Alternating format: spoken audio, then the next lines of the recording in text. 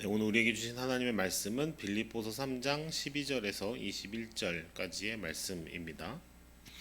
빌립보서 3장 12절에서 21절까지 말씀입니다. 네, 이 생명의 말씀을 한 절씩 교독하시겠습니다.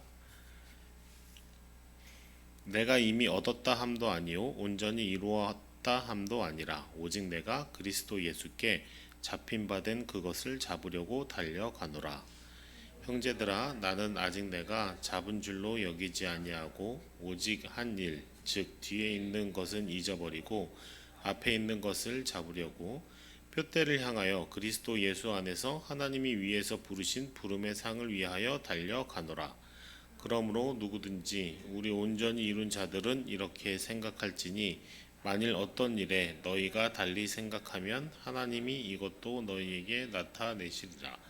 오직 우리가 어디까지 이르렀든지 그대로 행할 것이라. 형제들아, 너희는 그와 같이 행하는 자들을 눈여겨보라. 내가 여러 번 너희에게 말하였거니와 이제도 눈물을 흘리면서 말하노니 여러 사람들이 그리스도의 십자가의 원수로 행하느니라. 그들의 마침은 멸망이요 그들의 신은 배요 그 영광은 그들의 부끄러움에 있고 땅의 일을 생각하는 자라. 그러나 우리의 시민권은 하늘에 있는지라. 거기로부터 구원하는 자 곧 주 예수 그리스도를 기다리노니 그는 만물을 자기에게 복종하게 하실 수 있는 자의 역사로 우리의 낮은 몸을 자기 영광의 몸의 형체와 같이 변하게 하시리라. 아멘. 네, 만약 누군가가 우리에게 당신은 어디에 속해 있습니까? 라고 질문한다면 어떻게 대답하실까요? 아마도 많은 분들이 저는 대한민국 국민입니다. 저는 어느 회사에 다니고 있습니다. 등등 이렇게 대답하실 것 같아요. 우리 모두는 어딘가에 속해져서 살아가고 있습니다. 그러나 가끔씩 때로는 그 소속감이 흔들릴 때도 있죠. 직장에서 어려움이 있을 때, 건강에 문제가 생길 때, 경제적 위기가 올 때, 이럴 때 우리가 의지했던 것들이 순식간에 무너지는 경험을 하기도 합니다. 빌립보는 로마의 식민지 도시였고요. 그곳에 사는 많은 사람들이 또한 로마의 시민권을 가지고 있었던 도시입니다. 당시 로마 시민권은 최고의 특권이었어요. 법적인 보호를 받을 수 있었고 세금 혜택, 정치적인 권리까지 보장해주는 든든한 신분이었습니다. 그런데 그 빌립보의 그리스도인들이 지금 고난 중에 있습니다. 로마 시민권을 가졌지만 예수를 믿는다는 이유로 핍박받고 소외당하고 어려움을 겪고 있었던 것이죠.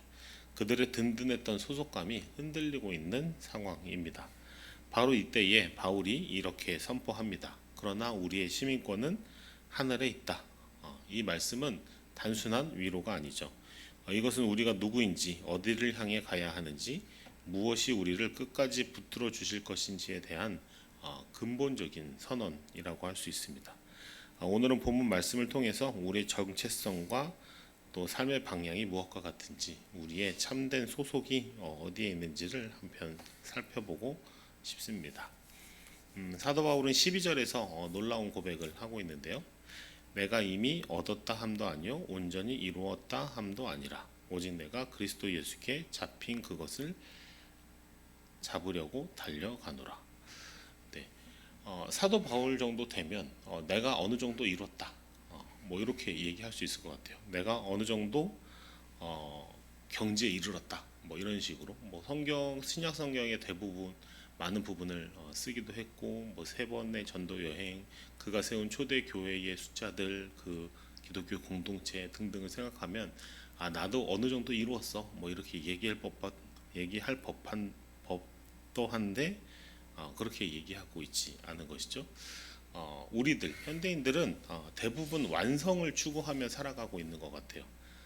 완성된 직업, 완성된 집, 완성된 자녀, 완성된 노후 준비, 이런 것들이 언젠가 완성되면 그때 비로소 만족하고 평안할 것이다 라고 막연하게 생각하고 살아가고 있는 것 같습니다. 하지만 바울은 전혀 다른 관점을 제시하는데요. 그리스도인의 삶은 완성된 상태가 아니라 부름받은 경주라는 것이죠. 계속해서 13절에 이렇게 이야기합니다. 형제들아, 나는 아직 내가 잡은 줄로 여기지 아니하고 오직 한 일, 즉 뒤에 있는 것은 잊어버리고 앞에 있는 것을 잡으려고 표대를 향하여 그리스도 예수 안에서 하나님이 부르신 부름의 상을 위하여 달려가노라. 네, 여기서 주목해야 할 단어는 표대입니다. 이것은 이제 경기장에서 달리기 선수들이 달려가는 결승선, 골인점을 의미하는 단어인데요. 바울에게 그 표대는 무엇이었을까요? 성공이었을까? 명예였을까? 안정이었을까? 아니면 인정이었을까? 네, 다 아니었죠.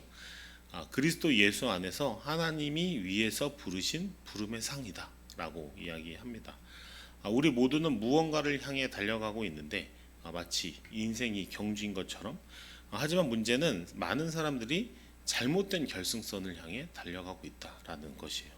어떤 사람은 재물을 표대로 삼습니다. 어떤 사람은 성공을, 어떤 사람은 소유를, 어떤 사람은 인정을, 어떤 사람들은 자녀들의 성취를 표대로 삼고 달려갑니다. 그런데 그런 표대는 우리가 다가갈수록 더 멀어지거나 아니면 도달했을 때 공허함만 남기곤 하는 것이죠. 참된 자유와 참된 만족과 참된 행복을 줄 수 없는 잘못된 표대라는 거예요. 하지만 바울의 표대는 달랐던 것입니다. 그것은 그리스도 예수께 잡힌 그것입니다. 바울은 자신이 예수님을 붙잡으려고 달리는 것이 아니라 이미 예수님께 붙잡힌 자로서 그분이 주신 목적을 향해 달려가고 있다라고 이야기하는 것이죠. 여기에 복음의 놀라운 역설이 있습니다. 우리가 하나님을 붙잡은 것이 아니라 하나님이 우리를 먼저 붙잡으셨다라는 것이죠. 그래서 우리는 불안해하며 달릴 필요가 없는 것이죠. 우리는 이미 붙잡힌 자로서 감사함으로 달려갈 수 있는 것입니다. 또 17절에 이렇게 이야기하고 있습니다. 형제들아 너희는 나를 본받으라. 네, 이 말씀을 읽을 때마다 저는 이 바울이 참 자의식이 대단했구나. 저는 이제 한편으로 이런 생각도 들긴 했는데 여러분 어떻게 생각하세요? 어떻게 다른 사람한테 이런 얘기를 할 수 있지? 너네는 나를 본받아. 나를 멘토로 삼아서 살면 돼. 나처럼만 살아. 뭐 이런 말이거든요. 그래서 이게 참 대단하다.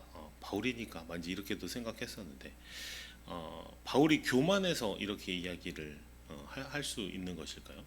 하지만 이거는 교만이라기보단 어떤 영적 리더십의 오히려 본질이다 이렇게 볼 수 있을 것 같아요. 바울이 자기를 본받아라 라고 이야기하는 것은 자신이 완벽한 사람이라서 그렇게 말하고 있는 게 아니에요. 아까 12절에서 우리가 봤듯이 아직 나는 완성되지 않았다, 아직도 달려가는 중이다 이렇게 이야기하고 있잖아요. 그럼에도 불구하고 나를 본받아라 라고 이야기하는 것에는 이유가 있을 것이죠. 왜 그럴까? 바울이 자기가 아직 완성되었고 완벽하고 어느 정도 경지에 이르러서 이제는 다른 사람들이 나를 좀 본받아서 나만큼만 살면 될 것 같아 라고 생각해서 나를 본받아라 라고 이야기한 것이 아니라 이 맥락에서 바울은 그래도 바른 표대를 향해 달려가고 있는 사람이었기 때문이에요. 그는 올바른 표대를 향해 올바른 동기로 올바른 방법으로 인생을 살고 있었기 때문입니다. 우리 모두는 누군가를 본받으며 살아갑니다. 의식적이든지 무의식적이든지 우리는 모두 롤 모델을 가지고 있죠. 이어서 18절에 사랑하는 빌립보 성도들을 향해서 바울이 다음과 같이 경고합니다. 내가 여러 번 너희에게 말하였거니와 이제도 눈물을 흘리며 말하노니 여러 사람들이 그리스도의 십자가의 원수로 행하느니라. 바울이 눈물을 흘리며 말하는 이유가 무엇이겠습니까? 이들이 교회 밖 사람들이 아니기 때문입니다. 이 겉으로는 그리스도인처럼 보이지만 실제로는 십자가의 원수로 살아가는 사람들이 교회 안에 있기 때문에 눈물로 이렇게 경고하고 권면하고 있는 것이죠. 이들의 특징을 이렇게 설명하는데요. 그들의 마침은 멸망이요 그들의 신은 배요 그 영광은 그들의 부끄러움에 있고 땅의 일을 생각하는 자라. 이들의 문제는 도덕적인 타락이 아니라 방향이었던 것이죠. 그들은 땅의 일을 생각하는 사람들입니다. 그들의 관심사, 가치관, 목표가 모두 이 세상의 세속에 국한되어 있었던 것이죠. 현대 교회에서도 혹 우리 교회에서도 이런 분들이 있을 수 있어요. 교회는 다니지만 삶의 우선순위는 여전히 세상과 똑같은 것이죠. 성공, 돈, 명예, 안정 이런 것들이 그들의 진짜 신인 것입니다. 제가 세가족 교육을 하잖아요. 그 매월 4주차마다 이제 저희 교회 비전에 대해서 하거든요. DREAM. 네. D가 이제 디보션이잖아요. 뭐 그걸 할 때마다 이제 이 담임 목사님이 써주신 가이드가 있어요. 그래서 그거를 이렇게 나누는데 나를 위한 하나님에서 하나님을 위한다로의 이 헌신, 이 가치를 이야기를 많이 하게 되는데 결국에 이 부분인 것 같아요. 누가 도구고 누구의 목적을 위해 내 인생이 향해 가고 있는가? 이 세상의 가적 가치의 성공을 위해서 하나님을 도구로 삼는 것인가? 그게 어떤 방식이든 예를 들어 뭐 교회를 잘 섬기고 뭐 공덕을 쌓는 방식으로 하던 아니면 등등 여러 가지 방식이 있겠죠. 마찬가지로 여전히 이 바울의 표현대로 그들의 신은 배다라고 말하는 게 이 배가 이 신체 기관의 배거든요. 그러니까 뭐 단순히 먹는 것을 좋아하고 뭐 이런 미식을 추구한다 이런 의미가 아니라 그들의 욕망과 탐욕이 그들의 진짜 주인이라는 것이죠. 그러니까 배만큼 뭐랄까요? 욕망에 솔직한 기관이 없잖아요. 그러니까 그 자기의 욕망을 주인 삼아 살아가는 사람들이다라고 이야기하는 것이죠. 다시 돌아와서 우리는 좋든지 싫든지 누군가를 늘 본받으며 살아갈 수밖에 없어요. 그것이 유명 인플루언서일 수도 있고 성공한 친구일 수도 있고 연예인일 수도 있고 친구일 수도 있고 아니면 가족 중에 누군가일 수도 있습니다. 하지만 중요한 것은 그들이 어느 방향으로 가고 있는가 하는 거예요. 우리가 본받을 만한 그리스도께 붙잡힌 바 된 삶의 경주를 하는 사람인지 우리가 분별할 수 있어야 하는 것입니다. 그런 차원에서 사도 바울의 권면이 혹은 외침이 오늘 우리에게 다가오는 것이죠. 너희는 나를 본받으라. 네. 우리의 삶이 누구에게 붙들려 있는지 그것을 분별하고 또 그것에 맞추어 살아가야 한다는 것이죠. 이제 이 편지는 이 빌립보서는 20절에서 절정에 이르는데요. 이렇게 기록되어 있습니다. 그러나 우리의 시민권은 하늘에 있는지라 거기로부터 구원하는 자 곧 주 예수 그리스도를 기다리노니. 네. 그러나 라는 단어에 주목해야 합니다. 이게 말씀을 읽다 보면 말씀이 이제 쭉 이렇게 기록된 말씀이다 보니까 말로 할 때와 달리 뭐랄까 이렇게 강조나 이런 게 많이 드러나지가 않잖아요. 그래서 성경만에 강조하는 방식이나 문법적인 혹은 수사적인 방식들이 몇 가지 있지만 예나 지금이나 수능에서도 늘 강조되는 게 뭐죠? 그러나이잖아요. 그러나 뒤에는 이제 소위 역적, 이제 다시 그 앞의 내용들을 뒤집는 중요한 메시지가 나온다. 그래서 핵심 문장이다 이렇게 얘기하는데 성경에서도 늘 그러나가 나오면 이제 눈을 크게 뜨고 좀 보실 필요가 있는 것이죠. 땅의 일을 생각하는 그들과는 달리 그러나 우리는 다르다라는 것이죠. 바울은 시민권이라는 단어를 사용하는데 이것은 빌립보 교회 성도들에게 특별한 의미가 있었던 것이죠. 잘 와닿는 그 당시 상황에서의 이 단어였던 거예요. 로마 시민권의 특권을 잘 알고 있었습니다. 빌립보 교회 성도들 중에 로마 시민인 사람들이 많이 있었기 때문이죠. 로마 시민권은 무엇을 의미했나요? 아까 서두에도 말씀드렸지만 법적인 보호, 참정권, 경제적 혜택, 사회적 지위, 소속감과 정체성 등 오늘날로 치면 기득권에 편입되는 것이라고 볼 수 있을 것 같아요. 우리 세상에도 보이지 않게 알게 모르게 많은 기득권들이 있잖아요. 그리고 그 기득권 안에 들어가면 많은 것이 편한 것 같아요. 저도 안 들어가봐서 모르겠는데 일단은 뭐 여러 정보가 다르고 어떤 기회들이 다르고 삶이 이렇게 살면 편하구나 아마 이렇게 느껴질 만한 뭐 여러 가지 상황들이 있는 것 같습니다. 그러나 바울은 그리스도인들에게 이보다 훨씬 더 나은 시민권이 있다고 말합니다. 그게 바로 이 하늘의 시민권이라는 것이죠. 하지만 이것이 단순히 죽어서 천국 간다라는 미래적인 약속만은 아닙니다. 그는 만물을 자기에게 복종하게 하실 수 있는 자의 역사로 우리의 낮은 몸을 자기 영광의 몸의 형체와 같이 변하게 하시리라. 하늘의 시민권은 현재적인 의미도 가지고 있는데 예수님이 다시 오실 때 우리의 몸까지도 변화시킬 것이라는 약속입니다. 이것은 완전한 구원, 완전한 회복을 의미하고 또 그 완성을 향해 오늘도 우리와 동행하신다라는 약속이 포함되어 있는 것이죠. 이 약속이 왜 중요합니까? 그것은 현재 고난과 어려움 속에서도 우리에게 여전히 소망을 주기 때문이죠. 빌립보 교회 성도들은 로마 시민권을 가지고 있었지만 여전히 박해를 받고 있습니다. 그들의 시민권이 그들을 완전히 보호해주고 있지는 못하죠. 하지만 하늘의 시민권은 다릅니다. 그것은 결코 박탈당할 수도 없고 무너질 수도 없는 것이죠. 더 나아가 하늘의 시민권은 우리의 현재를 바꿉니다. 우리는 더 이상 이 세상의 인정과 성공에 매여서 노예와 같이 살 필요가 없는 것이죠. 우리는 이미 하늘나라의 왕이신 예수님께 인정받은 사람들이기 때문입니다.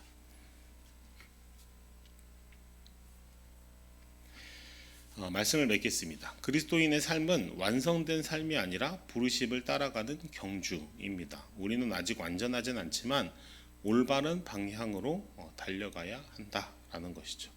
우리는 잘못된 모델들이 아니라 그리스도의 십자가를 따라가는 사람들을 본받아야 합니다. 그리고 무엇보다 우리는 이 땅의 시민이 아니라 하늘의 시민임을 기억해야 할 필요가 있는 것이죠. 이 모든 것의 기초가 무엇인가요? 바울이 12절에서 말한 그 진리입니다. 무엇입니까? 내가 그리스도 예수께 잡힌 바 된 그것을 잡으려고 달려가노라. 우리가 이 경주를 완주할 수 있는 이유는 우리가 강해서가 아닙니다. 우리가 완벽해서가 아니라 우리의 의지가 강해서가 아니라는 것이죠. 우리가 이 경주를 완주할 수 있는 이유는 예수 그리스도께서 먼저 우리를 붙잡으셨기 때문입니다. 예수님은 십자가에서 우리를 붙잡으셨습니다. 우리 죄를 대신 지시고 우리 대신 죽으시고 우리 대신 심판받으셨죠. 그리고 부활하셔서 우리에게 새 생명을 주신 것입니다. 그분이 우리를 먼저 붙잡으셨기 때문에 우리는 낙심하지 않고 다시 일어설 수 있는 것이죠. 그분이 먼저 우리를 붙잡으셨기 때문에 우리는 실패해도 포기하지 않을 수 있는 것입니다. 그분이 우리를 먼저 붙잡으셨기 때문에 우리는 이 경주를 끝까지 완주할 수 있는 것이죠. 그리고 그분이 먼저 우리를 붙잡으셨기 때문에 우리는 그 표대를 의심하지 않을 수 있는 것입니다. 그렇게 그리스도께 붙잡힌 바 되어서 표대를 향해 나아가는 오늘이 되시길 축복합니다. 기도하시겠습니다.